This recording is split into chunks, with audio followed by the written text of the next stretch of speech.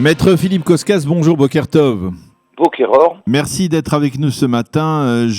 Comme je l'annonçais tout à l'heure en titre, nous voulions parler avec vous de deux sujets d'actualité brûlante. D'abord, la disparition du juge Meir Shamgar, qui fut président de la Cour suprême et qui a été inhumé hier à Jérusalem. Et ensuite, nous allons parler également, pendant quelques minutes, de la situation politique créée par l'échec de Benyamin Netanyahou à former un gouvernement et le passage du mandat à Benny Gantz, qui aura donc à partir de ce soir 28 jours pour former ou tenter de former un gouvernement. Alors je voudrais revenir sur la personnalité de Meir Shamgar. Je crois que vous l'avez connu et la première question que je voudrais vous poser, dans une époque où on peut dire que la Cour suprême est loin de faire l'unanimité, comment un homme tel que Meir Shamgar a réussi à rester ou à faire de la Cour suprême une sorte de consensus, à faire le consensus autour de lui, de sa personnalité, de sa manière de gérer la justice israélienne? Oui, Meir Shamgar était une personne qui était d'abord, premièrement, une personne extrêmement discrète. En tout cas, extérieure, il s'exprimait très peu. Il vient en fait d'une famille ses parents étaient amis à Jabotinsky, lui-même a fait des guerres d'Israël. Il était, avant la création de l'État d'Israël, il était combattant au Lehi.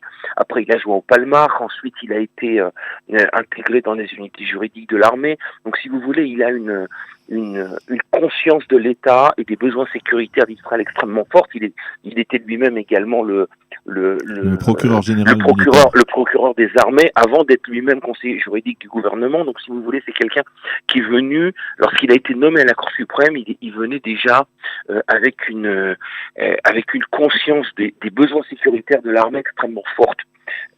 Mais évidemment, lorsqu'on est nommé, parce que souvent la vie, les juges, lorsqu'on leur change, ils sont nommés juges, ils voient aussi d'autres vérités, et donc il a toujours mené, si vous voulez, l'équilibre entre les besoins sécuritaires d'un côté du pays et de l'autre côté, les besoins de la défense à la vie privée, parce que souvent les juges regardent l'individu, regardent la subjectivité de l'individu et le droit et ce qu'on appelle les droits de l'homme. C'est en fait, oui. Il a trouvé cet équilibre-là. C'est vrai qu'il était à une période où la Cour suprême était au-delà de tout consensus, et il a réussi ça, si vous voulez, dans le sens où il y avait où les institutions, je pense en général, étaient plus respectées, oui, qu'aujourd'hui. Parce qu'aujourd'hui, voilà, quoi. Donc alors justement à propos de la Cour suprême, il a précédé en tant que président de la Cour suprême Aaron Barak, qui est perçu dans l'histoire politique, dans l'histoire juridique, on va dire, de l'État d'Israël, comme celui qui a provoqué cette révolution de l'activisme juridique, de cette implication de la Cour suprême un peu partout. Mais certains disent que même Meir Shamgar était impliqué dans le début au moins de cette révolution. Absolument. Je pense que le fait que j'allais dire, on essaye de trouver un fautif à cet activisme juridique et on pointe Meir Barak, c'est un peu un slogan. Parce que si vous voulez le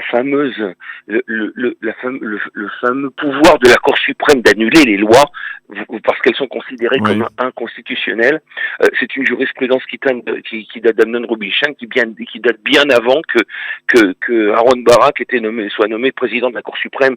Donc si vous voulez, c'est vrai que peut-être que Aaron Barak a fait un pas un peu trop loin, mais d'un autre côté, c'est ça, parce que est-ce que Meir Shamgar, il a vécu encore 25 ans après avoir quitté ses fonctions de président de la Cour suprême, est-ce qu'il était entier, il était favorable à la manière dont Aaron Barak avait géré cette révolution, cet activisme juridique? Il le partageait, lui, jusqu'au bout, ou alors il était quand même... Non, je crois que, vous savez, je vais vous dire, chaque juge a ses propres conceptions.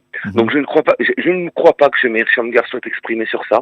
Je ne crois pas non plus qu'il eût été d'accord avec toutes les jurisprudences de Aaron Barak, mais je dois dire également que lorsqu'on fait une vraie analyse des décisions d'Aaron Barak faisait également très attention aux besoins sécuritaires du pays.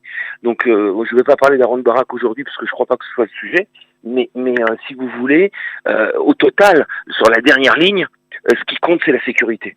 Et je crois que ça a été une ligne qui a maintenu évidemment Meir Shamgar, mais également Barak. Même si des fois dans la manière, Barak parlait très haut parce qu'il venait de l'université, il était professeur d'université, donc il déclarait très haut les droits de l'homme et etc., etc. Mais au total, sur la dernière ligne, c'était les besoins sécuritaires du pays. Donc si vous voulez, c'est vrai qu'il y a eu un changement. Il y a eu un changement, j'allais dire, plus dans la forme que dans le fond, entre la présidence de Meir Shamgar et celle d'Aaron Barak.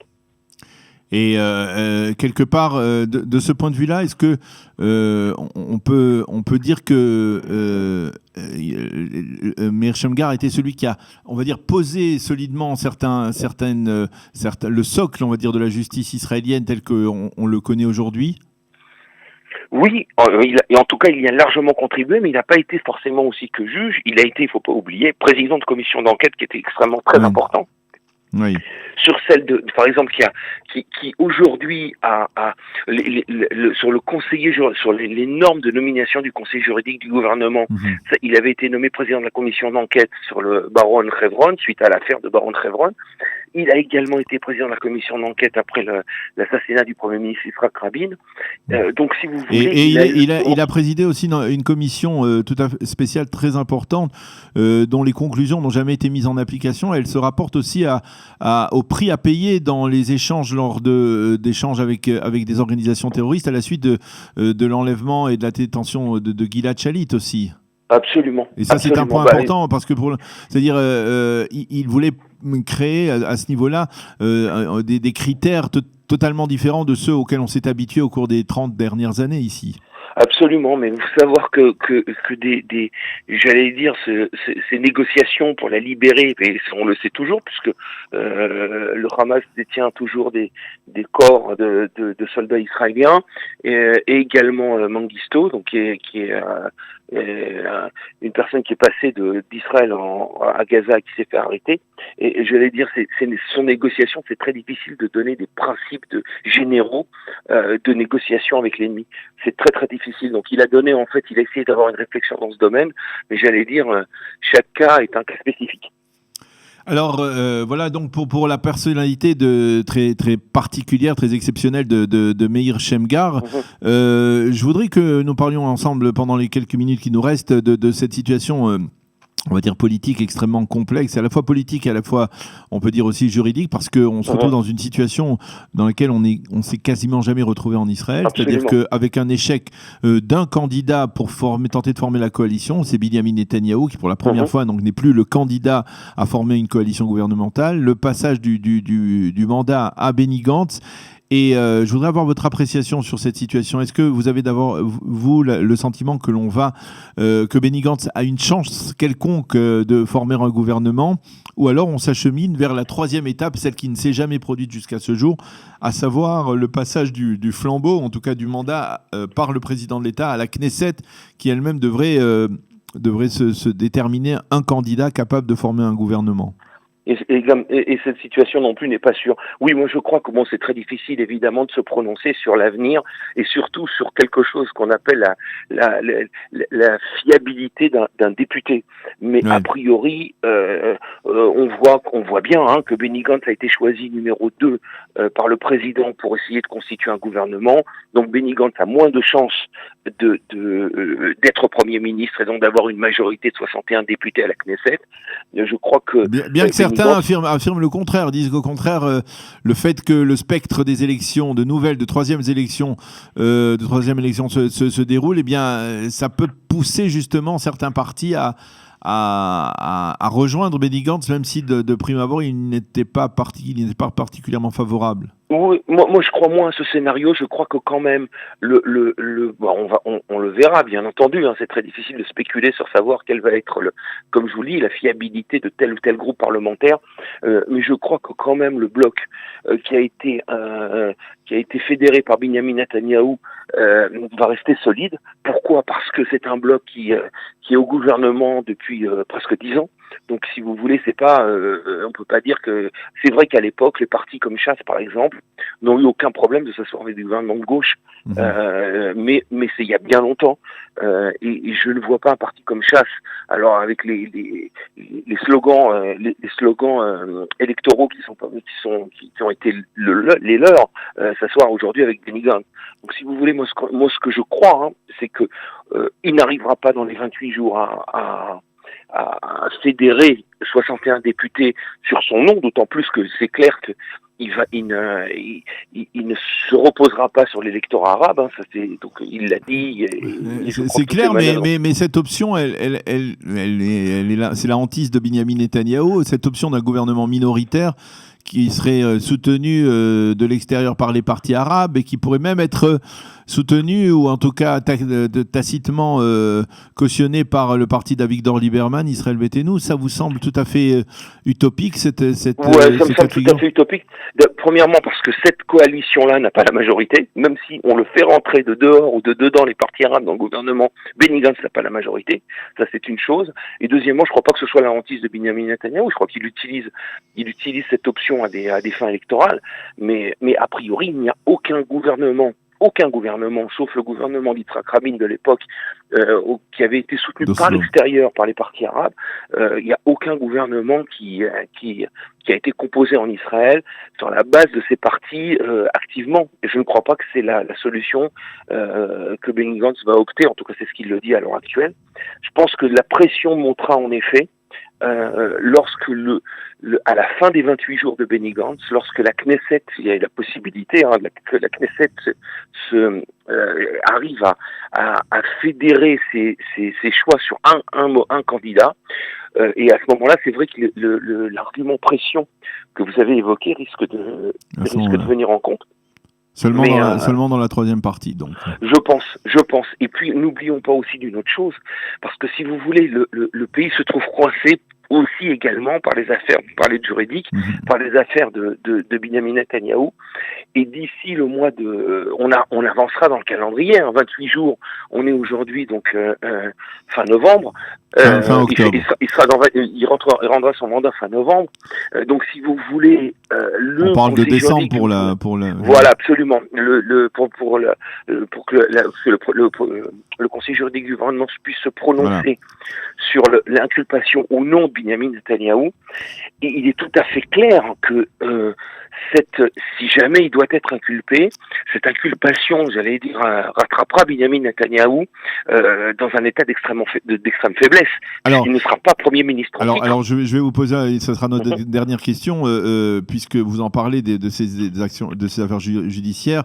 On a assisté avant la fête de Kippour à cette audition des avocats de Binyamin Netanyahou, et on a eu le sentiment, et dites-moi si je me trompe, les médias en parlent, que quelque part, bien ces avocats, y compris avec le soutien de ténors du barreau américain, ont réussi à ébranler, on va dire, un peu l'approche du parquet, de Shai Nitzan, de Liad Ben-Ari, des responsables du parquet, et peut-être d'ébranler, on va dire, l'intime conviction du conseil juridique du gouvernement qu'il fallait inculper Binyamin Netanyahou. Est-ce que vous avez ce sentiment-là lorsque, par exemple, on dit que ces juristes américains ont affirmé que assimiler des relations entre pouvoir et presse, patron de presse, dans une démocratie, c'était risquer de porter atteinte à la liberté d'expression. Est-ce que vous partagez ce genre d'appréciation ?